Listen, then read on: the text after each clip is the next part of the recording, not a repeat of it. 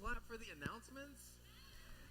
I feel like I just realized that between every transition, we usually clap for the thing that happened before, but I don't think we've ever clapped for the announcements. Today's the day. And now, I'm just buttering you up before I get controversial this morning. Is that okay? Do you have any Cardinals fans in the building? There are less than the last time I spoke. Y'all are getting saved. Good things. Today's message is entitled Us versus Them. Now, we're not going to choose who is us and who is them, but we're going to talk about what that mentality does to us as humans, not only as Christians, but as humans. It's important. Now, is anybody in here a sibling? Well, there are certain stereotypes that come with certain siblings, correct? Oldest sibling, the guinea pig. The one that the parents test out what works and what doesn't. Sometimes it works out, sometimes it doesn't. Then we have the middle children, or the middle child. Oh, the best ones of them all, actually. I'm a middle child myself. The older children usually... That's true. And then we have the youngest child. The entitled brat.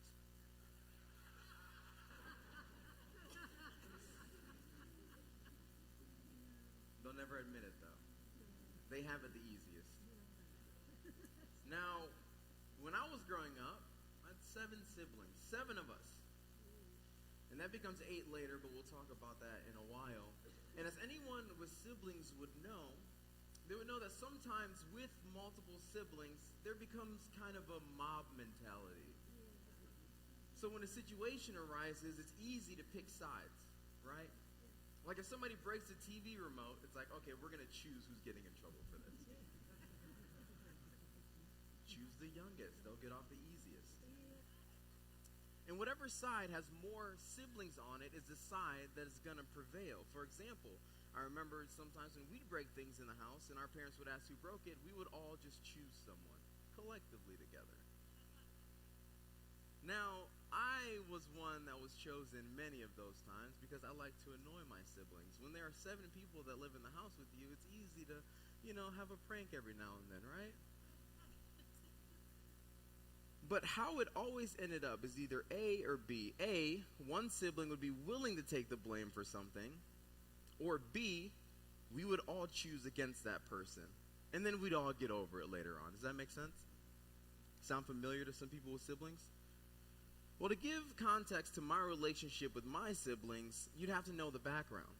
My mom married my stepdad when I was about 9 months old, so he is, for all intents and purposes, my father. That's who I see as my father. Obviously, he's not my biological father. He's a white man. And so when he'd take me to the store, people are like, did you steal that baby? No, you didn't steal the baby. I'm here willingly. Hello. Okay. Or like when he'd show up to the school, he's like, I need to check Javaughn out of the office. They're like, who are you? You're not taking this kid. But it all worked out. Now, I was the only sibling of all my siblings who does not know who their father is. Everybody else knows their father. And my youngest sibling, Madison, she is not entitled or a brat, just in case she watches this. And so she's the only child that my dad has inside of our house. So of all of the 7 of us, she is the only child with both biological parents inside of the house.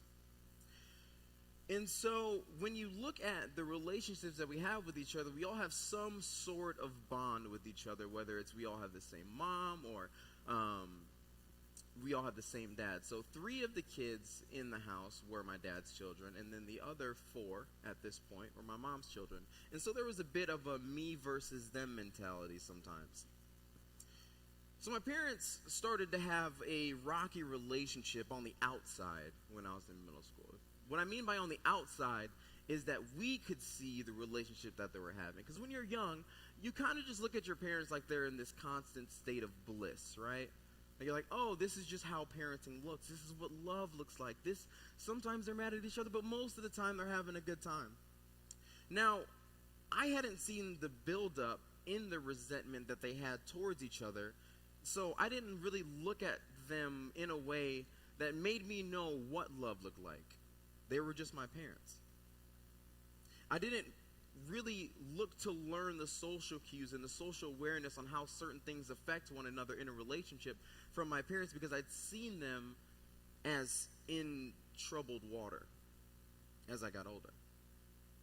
And what I realized is that at some point over the past, there had been some action or some dilemma or some problem or personality change or growth or lack of growth that started to create this rift between my parents. And unfortunately, that rift that started to come between my parents started to come between us as siblings as well.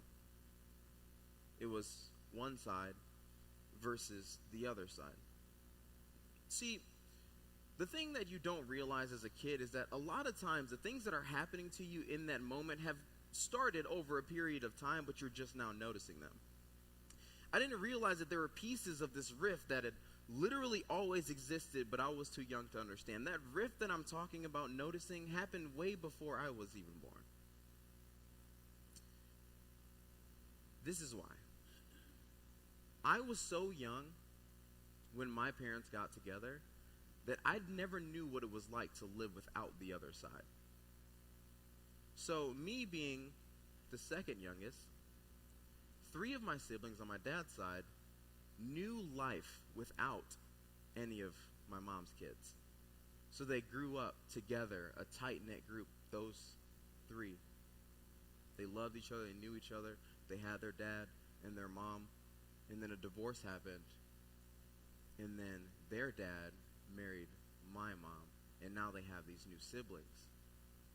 I never thought of that as a kid, because when I was born, I grew up with all 7 of them. I didn't realize that there was a whole life that they had before. And then on the flip side, my mom's kids, they grew up together. All 4 of them. They hung out, had a good time, moved from state to state, witnessed the divorce of their parents, and then watched her marry this man right after she had a son. And so the clash of those 2 worlds coming together, I didn't have to see that because I wasn't born yet. I didn't know that there was a rift already set there because I saw them all as my siblings. I didn't even understand the concept of half-sibling or step-sibling or anything like that. They were just my siblings until I got older and the world told me differently. And now I think about how I had these rose-colored glasses on, remembering the times that we argued and we bickered, and I never knew that the underlying problem was this division, that it was me versus them. But me and my little sister never felt that way because we never saw that happen. So when it came down to arguments between our parents, there would always be a house divided. Neither side could objectively look at the situation and look at the information that's in front of us because we were so torn to our sides, except for me and my little sister. So then both sides would fight unrelentingly against each other as if it had anything to do with us as siblings. And it didn't. But over time, the more they fought, the more my parents grew apart, the more we did, because it became us versus them. Logic does not matter. All either side wants to do is win. We'll get more into that later. Let's get started in Mark 15, verse 1. Very early in the morning, the chief priests with the elders, the teachers of the law, and the whole Sanhedrin made their plans. So they bound Jesus, led him away, and handed him over to Pilate. So Mark 15 serves as a bridge from the high priest proceedings against Jesus to his delivery to Pilate, the Roman governor. So we're moving from where Peter denied Jesus for the 3rd time back into the chamber where the council had finished their deliberations and a ruling had been made. And then they bound Jesus, they heavily guarded him, and then they transported him to Pilate for the next phase of the trial. Now what's interesting here is that Jesus, as we know, it was a non-violent prophet and teacher. Yet they're bounding him, like they're literally wrapping him up and transporting him as if he murdered. Now why that's interesting will come to light later. But the manner in which they move Jesus doesn't quite fit what he's being accused of committing. Now some historical context to the story is that the Romans didn't interfere with local politics any more than necessary to maintain order. They're very hands-off with it. And Pilate, who's about to have Jesus presented before him, he didn't have any assistants that were like similar rank as him, or like a bunch of departments that would carry out these day-to-day tasks that he would have to take care of. So a lot of the day-to-day things that happened had to fall in the hands of these local councils. So they would oversee day-to-day tasks, but they had the power to arrest, to take evidence, and to make a preliminary examination for the purpose of presenting a prosecution to the governor. So they can make these decisions and then bring somebody to Pilate, like in this case.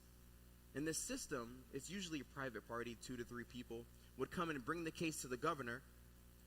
And they made it so that this legal system of these private parties usually consisted of the wealthy or the higher class people.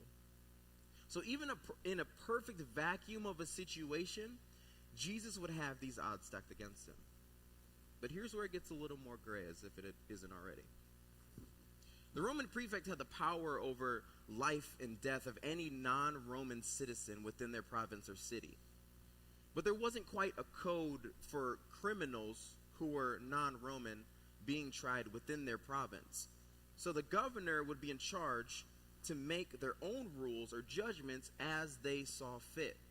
They could accept or reject the charges within reason. They could charge them with any penalties that they saw fit. But check this out. In a normal circumstance, a Roman governor wouldn't put a native Jew on trial for their life because they violated Jewish regulations. They wouldn't be on a life or death trial for claiming that they are the Messiah. Or in other words, there shouldn't be this amount of commotion, this big of a trial, because somebody's being charged for blasphemy within their own religion. So for context to that, we look at Acts 18, 14 to 15, that says, just as Paul was about to speak, Gamaliel said to them, if you Jews were making a complaint about some misdemeanor or serious crime, it would be reasonable for me to listen to you. But since it involves questions about words and names in your own law, settle the matter yourselves. I will not be a judge of such things. Which means, do not bring me these arguments that you're having within your own religion, because they have nothing to do with us. Yet when Jesus is being called the King of the Jews and saying that he's blasphemous, they bring him up there for a life or death trial. That doesn't make sense. So clearly, it's motivated by something else. There would be no reason for this to come to the governor unless there's a loophole.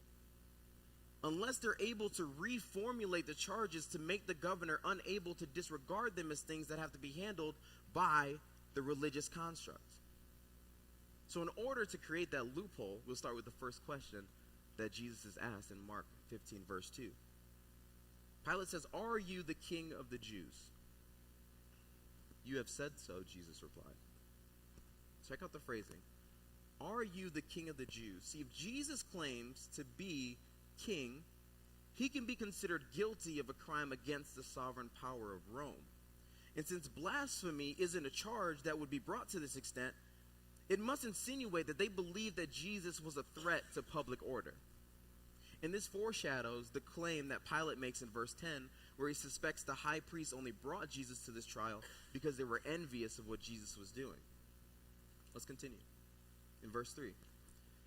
The chief priests accused him of many things. So again, Pilate asked him, "Aren't you going to answer? See how many things they're accusing you of?" But Jesus still made no reply, and Pilate was amazed. Now, when I first read the scripture, I wondered, why does Pilate keep asking the same question multiple times? See, it was customary that the accused prisoners would have the opportunity to defend themselves against their charges. And if the accused person chose to remain silent or not answer as Jesus did, they would be directly questioned 3 times so that they might change their mind. And if they don't change their mind and they continue to remain silent, the case can go on by default. And here, instead of Jesus saying, "Yes, I am the king of the Jews," he says, "You have said so." He's not saying, "I said that I'm the king of the Jews. You brought me here. You said that I am." And then he chooses to remain silent. Now, this amazes Pilate because Jesus is choosing to remain silent and not defend himself over charges that will surely bring him to death.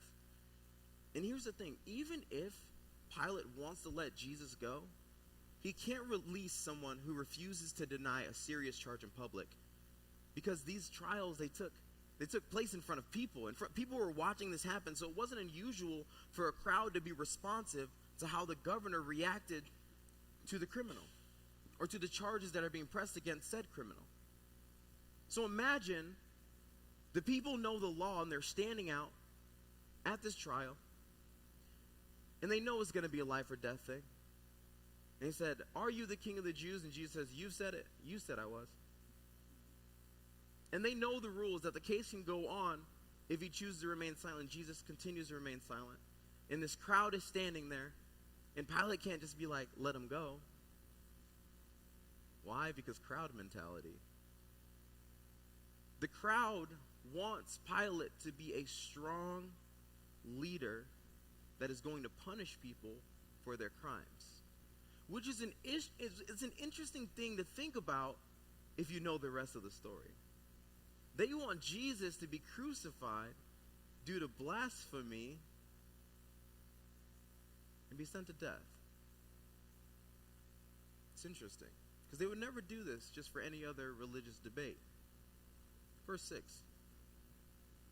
Now it was custom at the festival to release a prisoner whom the people requested. A man called Barabbas was in prison with the insurrectionists who had committed murder in the uprising. The crowd came up and asked Pilate to do for them what he usually did. Pilate asked, "Do you want me to release to you the king of the Jews?" Knowing it was out of self-interest that the chief priests had handed Jesus over to him, but the chief priests stirred up the crowd to have Pilate release Barabbas instead. Again, out of self-interest, because they saw what Jesus was doing.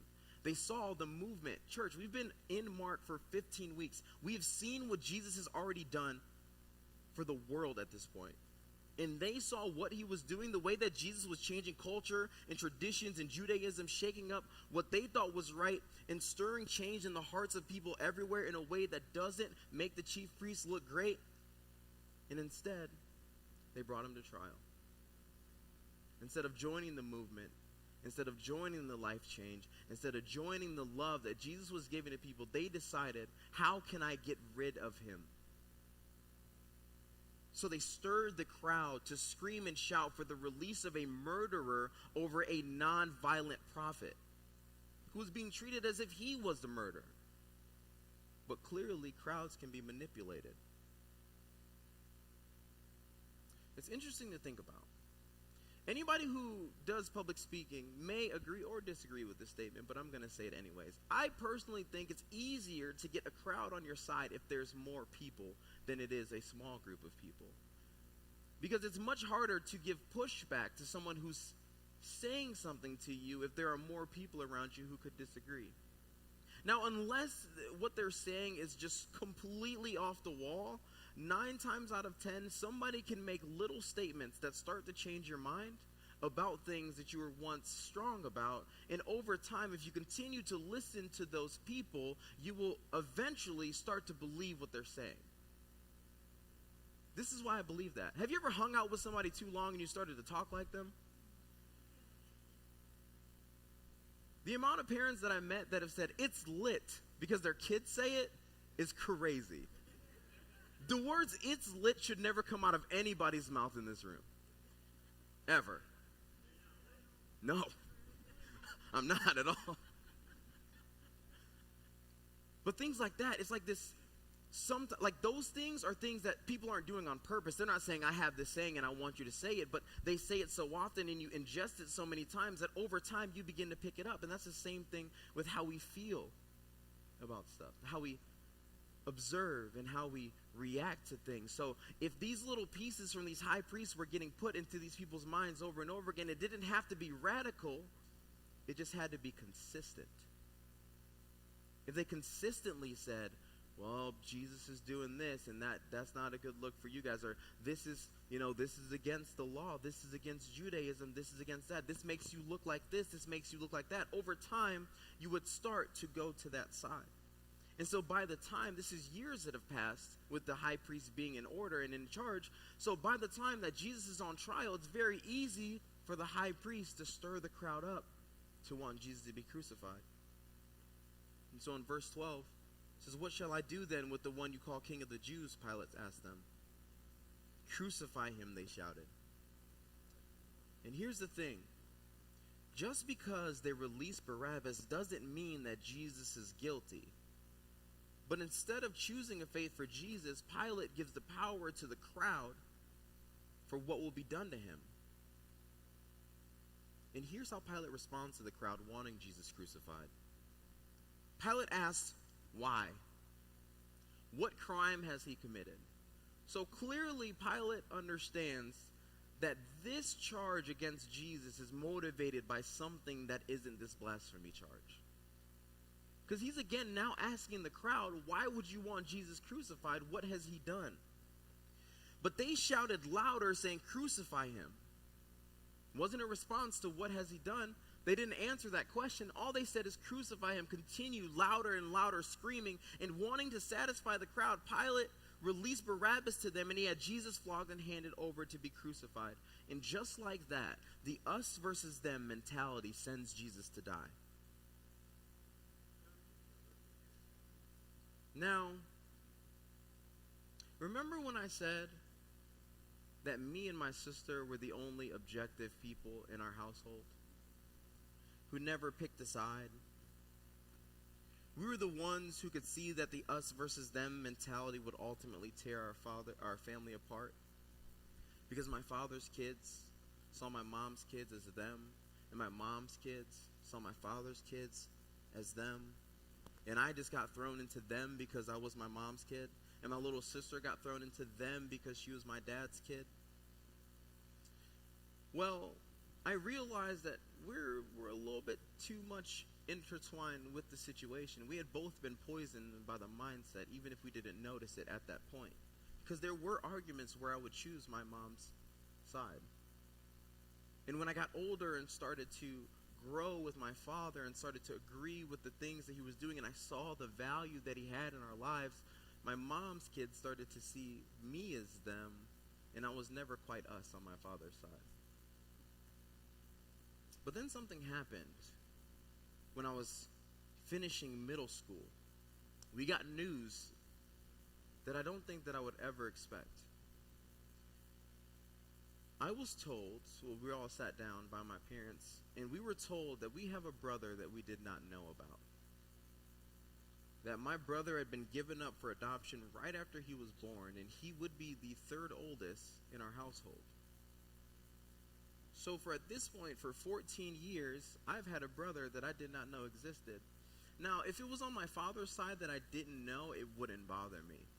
But knowing that my mother gave my brother up for adoption and then had more kids and still never told us about him was the problem. I'll never forget him knocking on the front door. And as the door opened, what I could only describe as a spitting image of my mother in guy form was at the door. It was like if my mom got a buzz cut and put on an oversized t-shirt. It was crazy. She's done that before, so it was exactly that. He walks through the door, and this memory will forever be in my mind because it's weird the way that humanity works, because he had the same mannerisms as us. He had the same personality traits as us, but who he was adopted by was nothing like us. They were like tight-knit, nice people. Not saying that, I'm not going to lie to y'all. But it was weird that people that lived on two separate sides of the United States grew up completely differently in different cultures, different parents, different households, different tax brackets, would still have the same personality traits because of their blood. He stayed for a few days in town, and he got to have conversations with us about what it was like growing up. Now, since he was coming in while my parents were still married, he got to meet both sides of the family. And so the way that he was explained how we grew up was a little weird, because one side is saying this roses and bubbles story and how these people are the enemy, they've infiltrated our home, and then these other people are having the exact same conversation about the other side, and he's in the middle like, what are you guys talking about? When we got to hear his side, I think that's where things changed. His response to us fighting back and forth was, I was given away while you guys got to grow up with each other. You guys will hate each other because you don't share the same parents, and I lost both of mine. And you guys are not thankful. Because my entire life, I've known that you guys could exist. And not until today did you know that I did. You guys let your flesh and blood remove you from each other, and I live with two people that are not my flesh and blood, and I love them more than anything because they are my parents. And yet you bicker and qualm over what? Most of you have no idea how lucky you are to grow up together. Now, he had a better life than we did, financially and things like that, but he always wondered where he came from. He always wondered what his roots were. And when he found out that he had multiple siblings that were younger than him, he always wondered and asked, why didn't you come back and get me too? If it was too much of a financial burden, how did you have a child 2 years later? How much could have changed?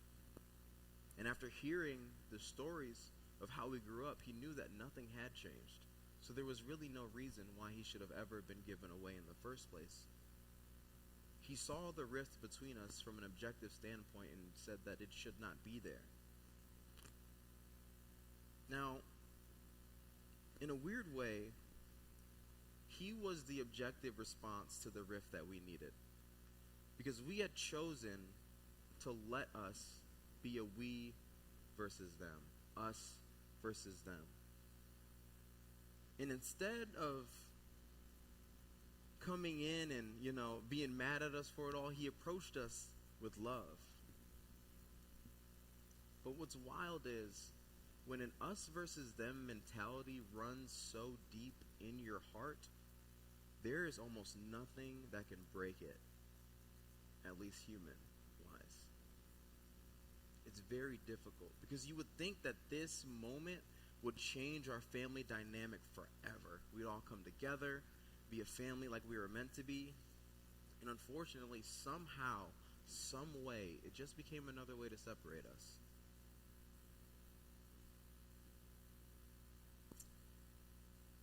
I know that meeting my brother, I gave him the chance that I could give him. Some of my siblings did not. They instantly saw him as an outsider because he was them. We were us. As if it was his fault. But my brother, he was an us person. He never wanted us to be separated despite what identity issues he went through growing up. He wanted us to be us, not for it to be us versus them. He just wanted to be a part of a family that he felt was ripped away from him. Even after hearing everything that we went through, he still wished that he walked through those trenches with us because he thought about us. He never thought about them. The way he treated his siblings that he grew up with is the same way that he treated us that he met later on in life. The same way that he respected and honored his parents that raised him, he also respected and honored our parents that lived in the house with us for our entire life.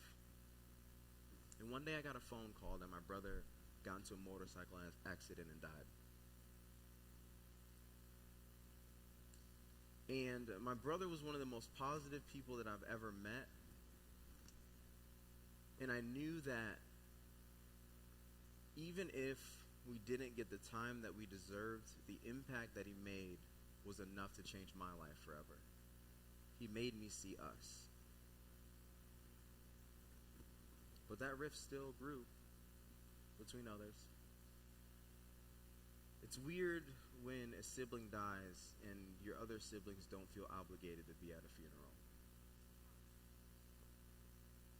This is how deep us versus them can get. And so when Jesus comes in to the world, changing everything up with an us mentality, there were still people that said, he is them, we are us. We need to keep it separated. And that me or us versus them mentality is what sent Jesus to the cross. Now, as believers, it's easy to fall into the habit of finding our tribe. Have you heard that before? Find your tribe. Community is important, and it's valuable when used not to exclude. That's one of the things I like about Connect.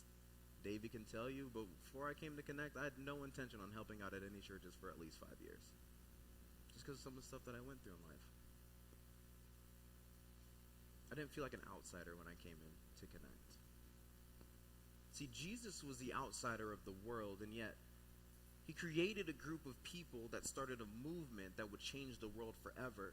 And despite being considered a them instead of an us to the world, he continued to be someone who loved everyone, who stood for what was right and wasn't afraid to speak truth in the midst of controversy. Now, despite a world being against him, he was not against the world. To Jesus, it was never him versus us, which is why he died for us by the hands of us. Jesus lived and died for us, yet we are the reason that he died. And it's frightening to think about how instead of living our lives to build each other up regardless of our differences, we can end up living as believers with an us versus them mentality. You've never heard Pastor David tell you that they don't belong here, that they are not loved, that they are not going to be saved, that they can't be saved, that they are beyond repair. Everything I've ever heard in this church has been about us. And I feel like, and you can correct me if I'm wrong, I feel like that the us doesn't have like an identity that you have to match. The us is whoever wants to be a part. Because that's what building a church is about. It's about making us to the point where there doesn't have to be a them. And what's scary about the us versus them mentality that people can have is that when there is an us versus a them, there's still a 50-50 chance that you're on the wrong side of morality. Never forget, a crowd can be easily manipulated, and that's why Barabbas lived and Jesus was set to die. Let's pray. Thank you, Lord, for the opportunity to be people who spread love to the world despite any differences that we have. And God, thank you for a hub that we call Connect Church, where we can congregate together to be reminded and to remind each other and hold each other accountable that it is not us versus them, it is just us. That anybody who feels that they're on the outside will always have an open door that they can walk through without changing first. Jesus, thank you for letting us be like-minded and not be an echo chamber at the same time. Thank you for allowing us to have our differences and still come together in the name of you, God. And I pray that if this message, if these words, if this story resonates in the heart of anybody who's watching in this room or live online, that you encourage them to reach out to someone for accountability and for an objective view. God, not an objective view on what they do with their life, but an objective view on how they see the world. God, I pray that if anybody in this room or online has a us versus them mentality, that you help break it, God, because you are the only one who can. It does not come down to shifting of circumstances or life change in a human sense, but it requires almost a divine revelation. Jesus, we love you. Thank you for creating a space for us to be us. God, and I pray that anybody who has walked into this room today or joined the live feed doesn't see themselves as them, but they realize that they are one with us. In Jesus' name I pray.